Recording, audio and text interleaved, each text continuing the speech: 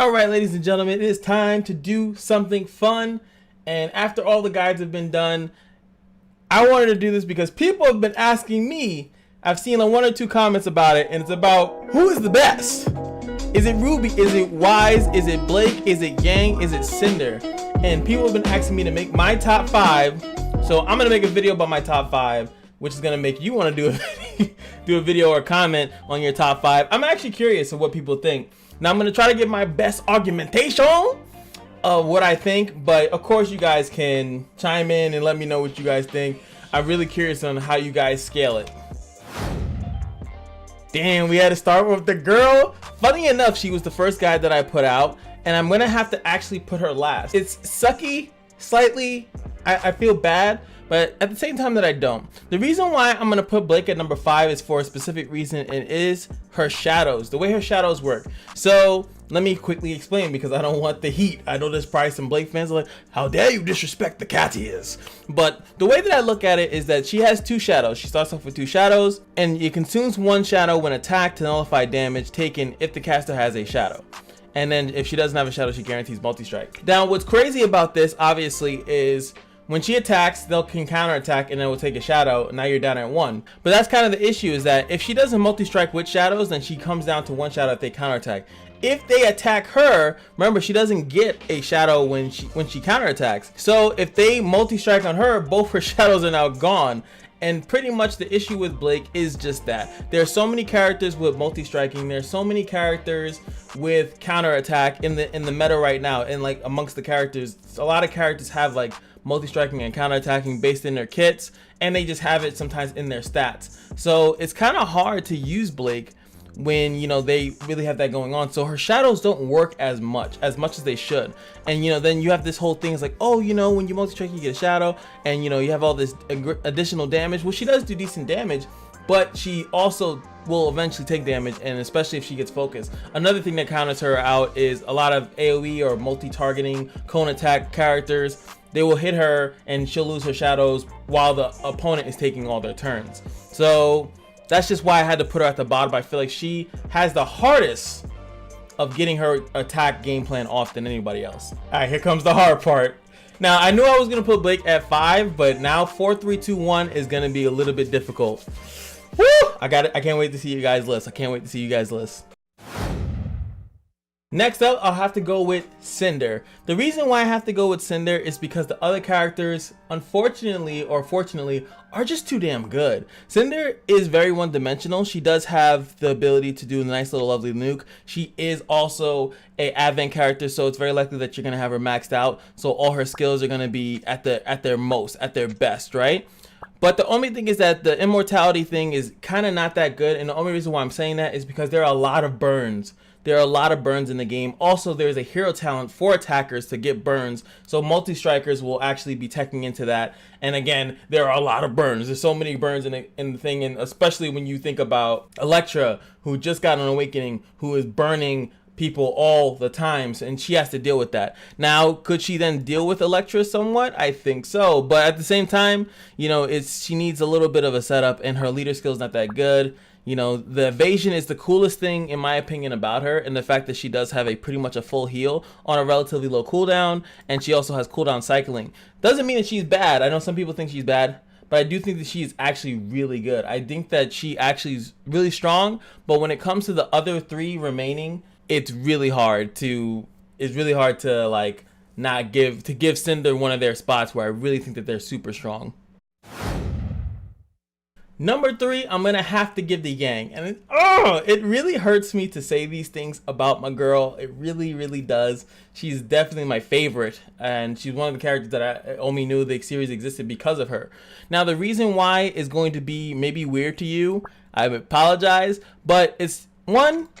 Is her S1. As you guys know, she's a counter attacker. So her S1 does need to be leveled up for the ignore defense, and that's when she'll become much stronger. It does have a stun on it, which is really good, which also, in my opinion, kind of screws her actual counter attacking thing up, which I feel like that's slightly an oversight. I think here would have been better to give her like the weapon corrosion or something like that, or attack break or something of that nature. Something to make it that they attack her. Actually, the taunt here would have even been better.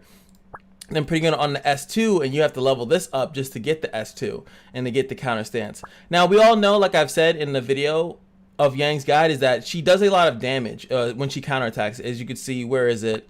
I'm missing it. Where are you? Where are you? I love you. Where are you? Here it is. Inflicts 200% additional damage when counterattacking. This makes her do a lot of damage when she counterattacks. She also gets damage from the compounding rage, which also helps when her turn comes. The only issue that I have with Yang is that when her turn actually does come, since everything is based on counterattacking, it's kind of like, eh. You can't, I mean, you could level this up first if you wanted to, but it's just not that, you know, it's, and especially this is not 100%. So this is kind of underwhelming. The S2, in my opinion, if you get it up to the taunt, that's okay. With 60% chance to taunt, it does go up to 100%. It's probably one of her better things to level up after the S1, or you can do this first, because if you want the taunt, especially if you don't have the taunt rune set, which I think will be probably easier for you to get than dupes of the character. So I just think that when her turn comes, she's kind of lackluster. Meanwhile, the last two, which obviously is Ruby and Wise, they're strong really like when they actually get a turn, and I feel like in this game you kind of want to have your turns strong as well. Now Yang is like Tayo's really good when he's counterattacking and things of that nature, but Tayo's also good when his turn comes. That's the only reason why I had to put her in third instead of second or first, which is still pretty tight between these three, just saying. Number 2 is gonna go to Ruby Rose. So Ruby, I gave it to her because she's pretty much strictly an offensive character, as in she has no real defensive capabilities. So her and Cinder, you would kind of like put them up at the same, because they're pretty much the same.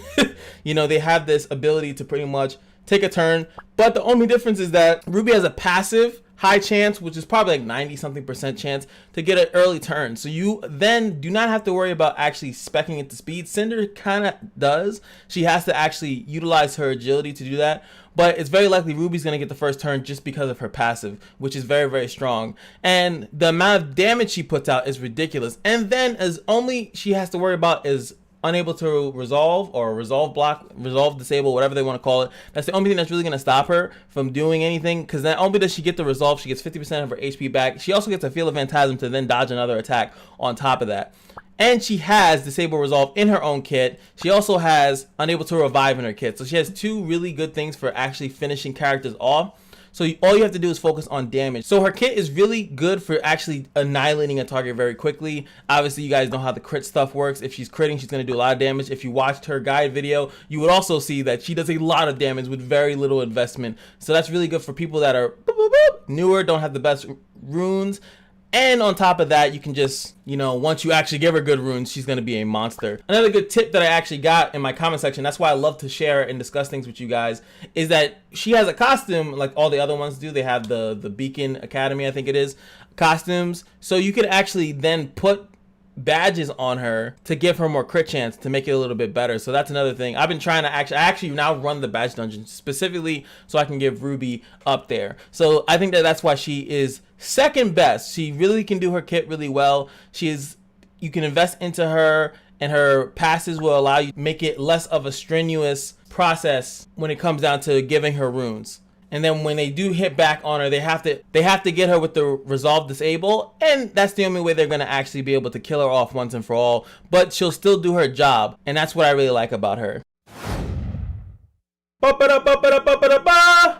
Wise Schnee. Had to give it to my girl Wise. The reason why I gave it to Wise is because she is the most intricate character of them all. Not only just saying, well, she's intricate, so she must be good. That's not what I'm trying to say. But as we discussed, her base speed is actually 599, so she's quick, just like Cinder. She's very likely to get a first turn outside of what Ruby's passive, right? So she's very fast. So that means that she is going to be able to get her gameplay off. That's what people like about the actual Ruby. She's able to get her gameplay off. She strips everyone's buffs. I'm talking about the Ruby in game, not Ruby Rose. I have to always differentiate between the two. But she's able to pretty much get her gameplay off, and now that her turn goes, her turn comes back up again. So same thing with Wise here, is that her turn is going to be about, are you going to S3 or are you going to S2? So you automatically get to set some type of plan in play. You can either go for the nuke and annihilate people, or you can go for the S2 to unlock your ability to freeze. Then on top of that, multi-striking is really good on her. She's really And as we all said, you know, multi-striking is really good. I think multi-striking is good in general just because it's an extra attack. She pretty much has those two different modes. When she has the glyph, she does more damage, and she can make things unable to revive. And that's on all of her skills as long as she has the glyph and she's attacking. That's what's really good. And then when she doesn't, she has the ability to freeze and then lower her cooldowns. Now, as you see here, she has the AoE on the S2 when she doesn't have the glyph, and then she gets the glyph again. And then the S3, she hits all enemies when it's maxed out, and then it slowly gets up enemies as she's leveling it up. I just feel like the flexibility of what she's doing, while you can still build attack and multi-strike and maybe a little bit of crit in there. And then of course I'm not even bringing up the adrenaline here, which is just fantastic to have. Now the adrenaline is going to give her the early turns. I was saying in my guide is that like the S3 is like the first thing just because I like how flexible it is. But this adrenaline actually really tips the scale, because if you guys have used a character with adrenaline, I think Nikita is one of my best examples of this, is that adrenaline literally you will keep going. And the fact that she can keep putting this on as long as she is S1ing, which is with multi-strike, it's nuts. That I almost was very tempted to actually say that this is the first thing that you want to level up on her. I was very tempted to say that in my guide video, because once this triggers, and if it keeps triggering with the luck, obviously 20% is really low. If you got it up to 50% chance every time to get your adrenaline, you'll actually just keep taking turns. It's almost similar to what Awakened RWBY, or should I say A6 RWBY. I should have gave the person credit that invented that, or whoever it is. I love that they say A6. It's like an awakened 6th character. It's really, really good, and I think that this why she's so flexible. Why, if we were to max this one out in comparison to maxing the other characters out, I think Y stands above everybody else.